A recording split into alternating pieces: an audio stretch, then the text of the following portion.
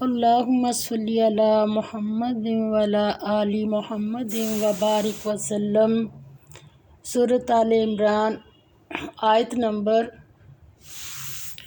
31 سے 41 تک۔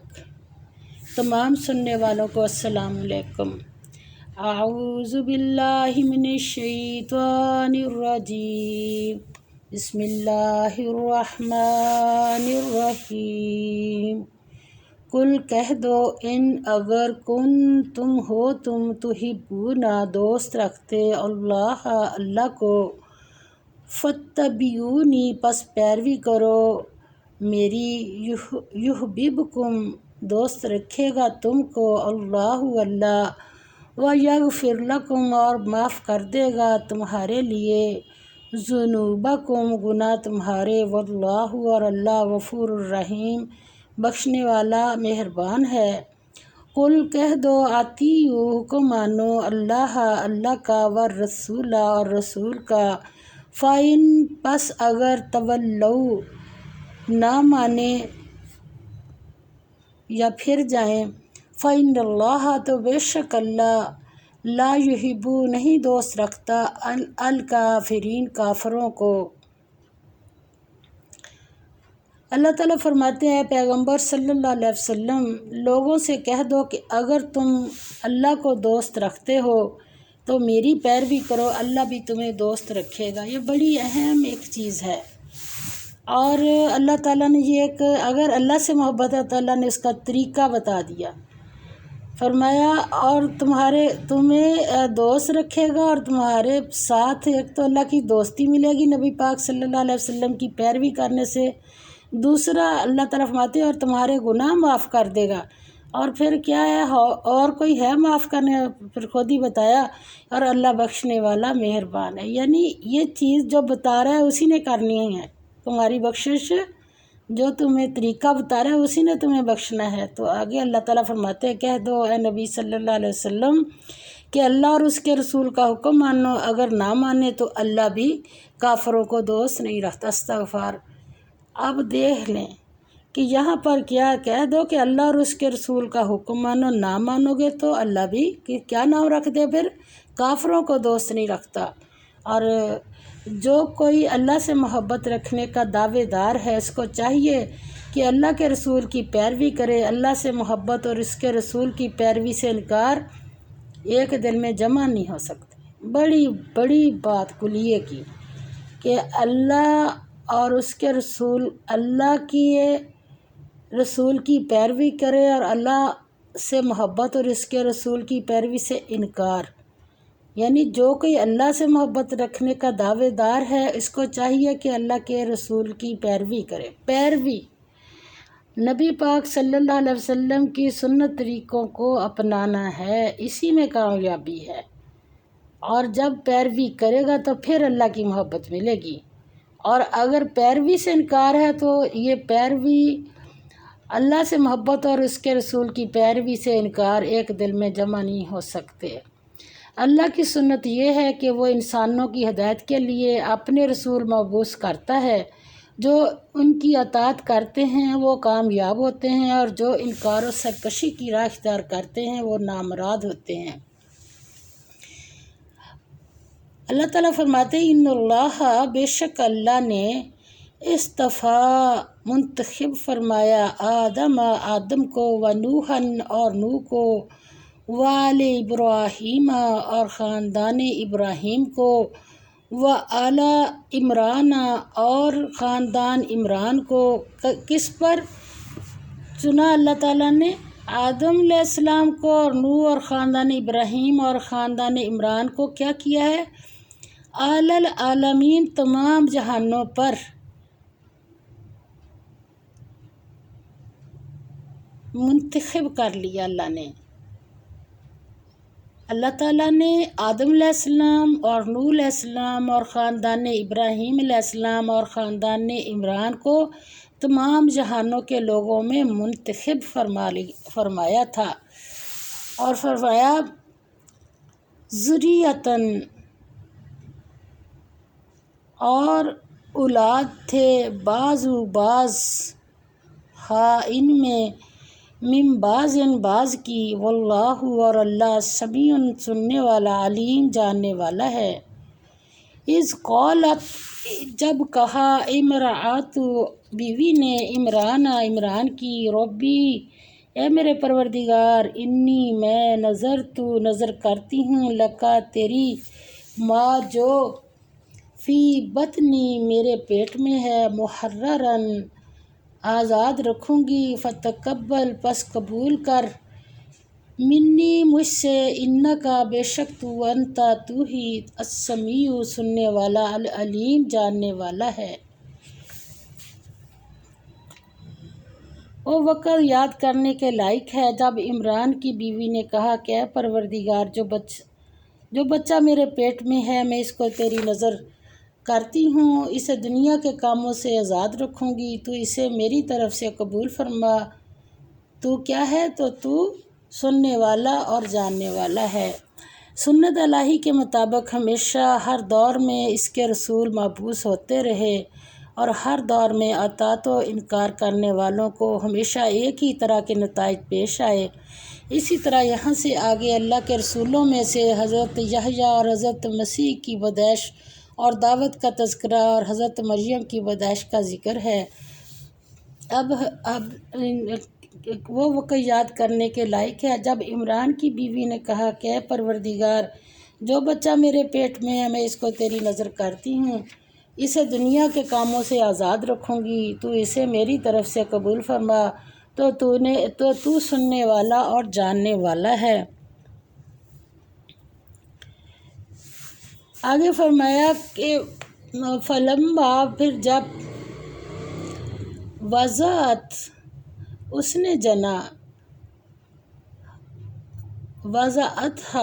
جنا اسے، قالت کہنے لگی، ربی اے میرے پروردگار، انی میں نے وضعتھا جنا ہے اسے، انثی لڑکی، واللہ اور اللہ عالم خوب جانتا تھا، بما جو کچھ، وضعت اس نے جنا، ولیس اور نہیں ہوتا، الذکر لڑکا، کالانثی مانند لڑکی کے، وانی اور بے شک میں نے سمیتھا نام رکھا اس کا، مریم، وانی اور بے شک میں اعیذ پناہ میں دیتی ہوں، ہاں اس کو، بیکا تیری، وذریتہا اور اولاد کو اس کی، من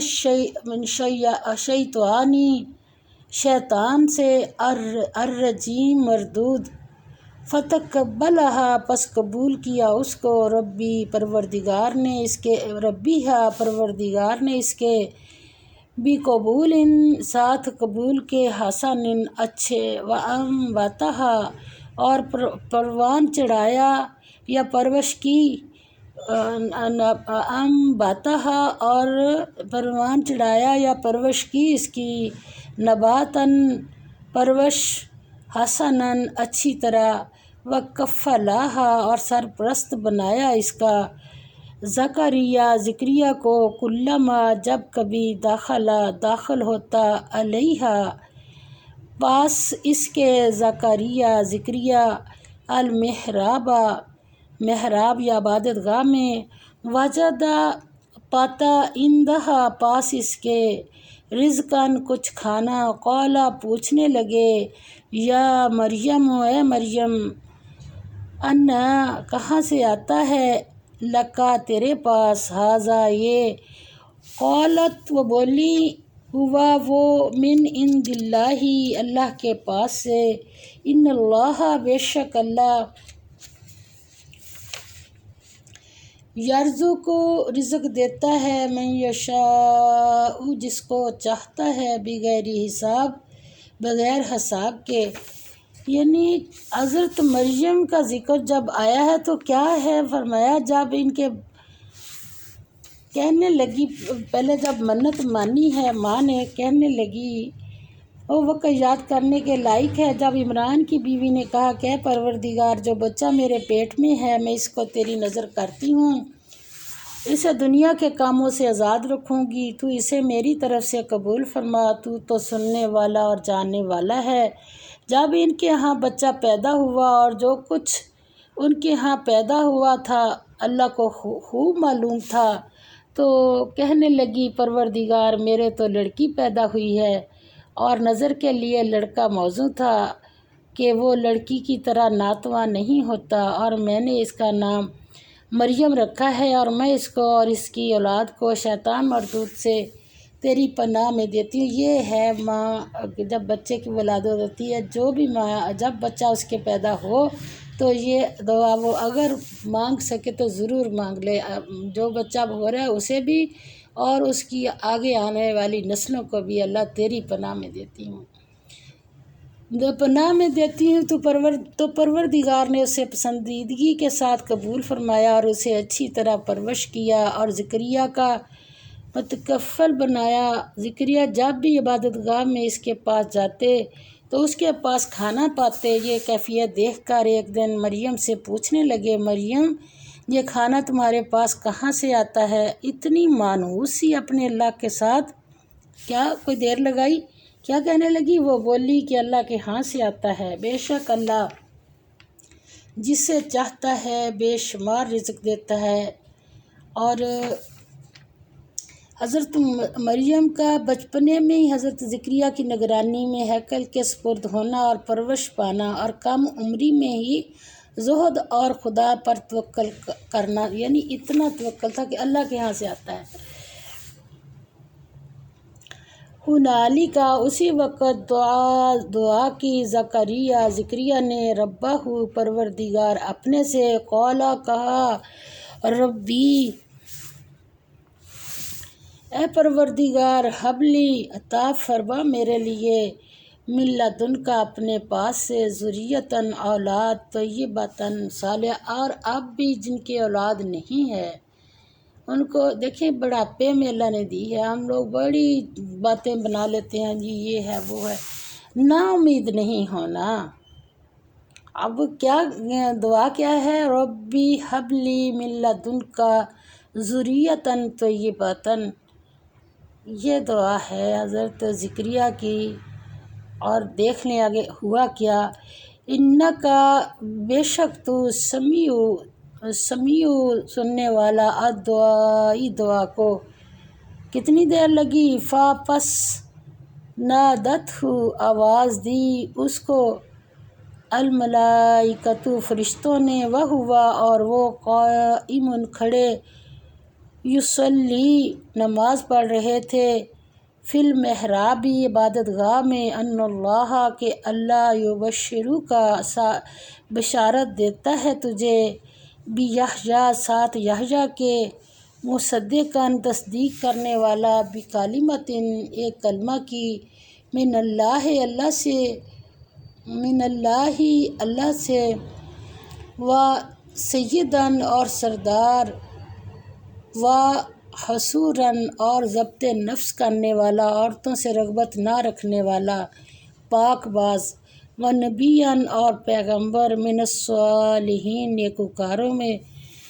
اب خود ہی دعا مانگی ہے، اور اب کیا کہتے ہیں؟ قولا کہا ربی اے میرے پروردگار، انا کیوں کر، یکون ہوگا، لی غلام میرے ہاں لڑکا، وقد اور تحقیق، بلغنی یا ہو گیا مجھے، پہنچ چکا ہے مجھے، کیا، الکبر بڑھاپا، و امراتی اور میری بیوی، عاقر بانجھ ہے۔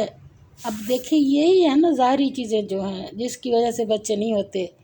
اب اللہ نے آگے سے کیا جواب دیا؟ جو دعائیں مانگتے ہیں نا سچے دل سے، یقین سے، اللہ تعالیٰ ان کی دعائیں قبول فرماتے ہیں اور ان کو رنگ لگا بھی دیتے ہیں۔ ہم دعائیں نہیں مانگتے۔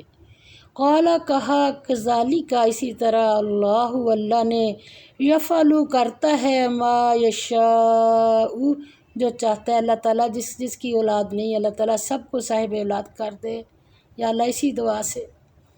قالا کہا ربی اے پروردگار، اجعل مقرر فرما، لی میرے لیے، آیتاً کوئی نشانی۔ قالا کہا آیت نشانی، آیاتو کا نشانی تیری، اللہ یہ کہ نہیں تکلم بات کر سکے گا، الناسی لوگوں سے، ثلاثت 3 ایام دن تک اللہ مگر رمضان اشارے سے اذکروا اور یاد کر ربک کا پروردگار اپنے کو کثیراً کثرت سے وسبی اور تسبیح کر بالعشی شام والابکار اور صبح۔ اب میں یہاں سے پڑھاتی ہوں سمجھاتی بھی ہوں کہ دیکھیں یہ ہم کہتے ہیں شاید عورتوں کی ذمہ داری ہے، اب جب اللہ تعالیٰ نے کو امیدواری کر دی ہے تو اب اللہ تعالیٰ باپ کو حکم دے رہے ہیں کہ کثرت سے اللہ کی صبح و شام تسبیح کرو، یہ دونوں کو اس کام میں لگ جانا چاہیے جب جس کے بھی اللہ تعالیٰ نے اولاد دینی ہوتی ہے۔ تو حضرت زکریا کی دعا اور حضرت یحییٰ کی پیدائش جو ظہور حضرت مسیح کا مقدمہ ثابت ہوئی۔ اس وقت زکریا نے جب جو کھانے دیکھے اور جب حضرت مریم نے کہا کہ اللہ کے پاس سے آتا ہے تو حضرت زکریا نے اس وقت پھر دل میں آئی، اس وقت زکریا نے اپنے پروردگار سے دعا کی اور کہا کہ پروردگار مجھے اپنی جناب سے اولاد صالح عطا فرما، تو بے شک دعا سننے اور قبول کرنے والا ہے۔ وہ ابھی عبادت گاہ میں کھڑے نماز ہی پڑھ رہے تھے۔ ہم تو یقین کرے اللہ اتنی جلدی سنتا ہے، کتنی دیر لگی، دعا کی ہے، نماز پڑھتے ہوئے کھڑے ہیں، ابھی کھڑے دعا، وہ ابھی عبادت گاہ میں کھڑے نماز ہی پڑھ رہے تھے کہ فرشتوں نے آواز دی کہ زکریا اللہ تمہیں یحییٰ کی بشارت دیتا ہے جو اللہ کے فیض یعنی عیسیٰ کی تصدیق کریں گے اور سردار ہوں گے اور عورتوں سے رغبت نہ رکھنے والے اور اللہ کے پیغمبر یعنی نیکوکاروں میں ہوں گے۔ زکریا نے کہا اے پروردگار میرے ہاں لڑکا کیوں کر پیدا ہوگا، میں تو بوڑھا ہو گیا ہوں اور میری بیوی بانجھ ہے۔ اللہ نے فرمایا اسی طرح اللہ جو چاہتا ہے کرتا ہے۔ دعا مانگی پہلے خود ہی اور اب یقین نہیں آ رہا۔ زکریا نے کہا کہ پروردگار میرے لیے کوئی نشانی مقرر فرما۔ اللہ نے فرمایا نشانی یہ ہے کہ تم لوگوں سے 3 دن تک اشارے کے سوا بات نہ کر سکو گے، تو ان دنوں میں کیا کرنا پھر اپنے پروردگار کے کثرت سے صبح اور شام اس کی تسبیح کرنا۔ گزشتہ رکوع میں اللہ تعالیٰ کا اصل مدعا عیسائیوں پر ان کے اس عقیدہ کی غلطی واضح کرنا ہے۔ وہ حضرت مسیح علیہ السلام کو خدا کا بیٹا اور اعلیٰ سمجھتے ہیں۔ اس کی ابتدا حضرت یحییٰ کی ولادت سے کی جو معجزانہ طور پر ہوئی تھی، اور پھر اسی طرح حضرت مسیح کی ولادت بھی معجزانہ طریقہ سے ہوئی جس کا آئندہ ذکر آئے گا۔ اللہ تعالیٰ ہمیں صحیح پڑھ کر صحیح عمل کرنے کی توفیق عطا فرما دے، اور جو اللہ تعالیٰ ہمیں سمجھانا چاہتا ہے اس کی ہمیں اچھی طرح سے سمجھ آ جائے۔ وآخر دعوانا الحمد للہ رب العالمین۔